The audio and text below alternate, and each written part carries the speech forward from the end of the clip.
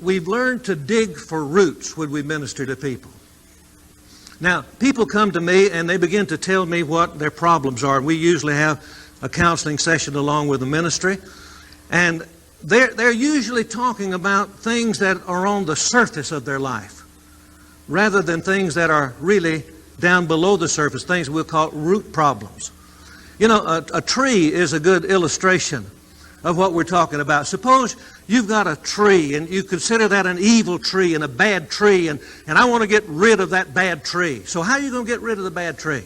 You walk up to the tree and you pick off 6 leaves. There, tree, that'll fix you. Boy, that'll take care of you. You're gone. Well, you know that won't kill a tree. You can pick leaves off and those leaves will soon reappear. Other leaves will grow back. Well, you say, I'm going to get a little more violent. So you come up, you begin to pull limbs or saw limbs off of the tree. You know, I have an old elm tree that I've been trying to get rid of in my backyard. Just came up and volunteered in the flower bed. And I went out there. It was about 6 inches in diameter. And I cut that thing off even with the ground.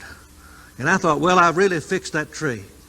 And I came out there a few weeks later, and I had 100 or more elm trees coming up. They were coming up all around that stump. They were coming up from the root system everywhere because the roots were still alive. And saints, if you can understand this in reference to deliverance, how important it is to get to root problems. Root problems. Rejection is a root problem. And we're going to talk about that some in our conference here tonight. It is really a major root problem. I'm talking about when people are not loved, when people are not accepted, when people are not included, you know. And sometimes this has happened to people within their families.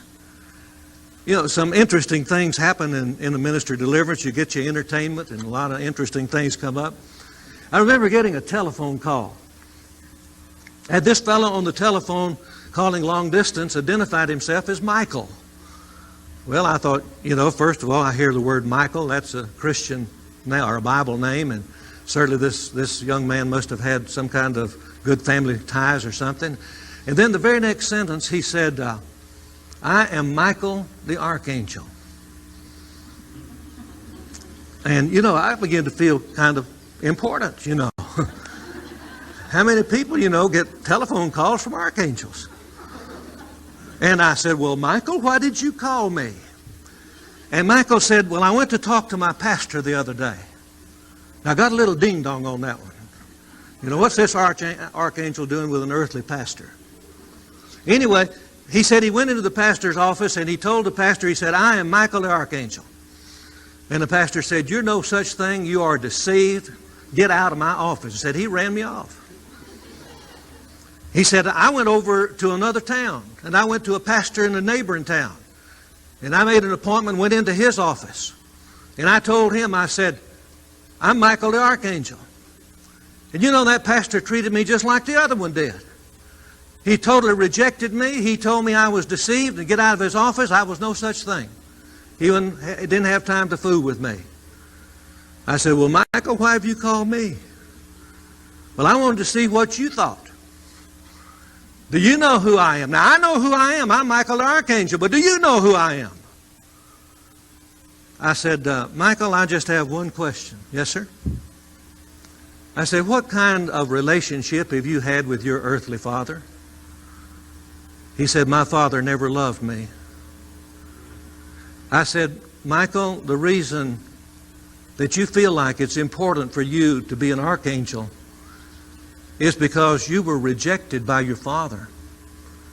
Your father didn't really love you, didn't have time for you. And you felt left out. But if you could be somebody important, then even your father would have to look up to you, wouldn't he?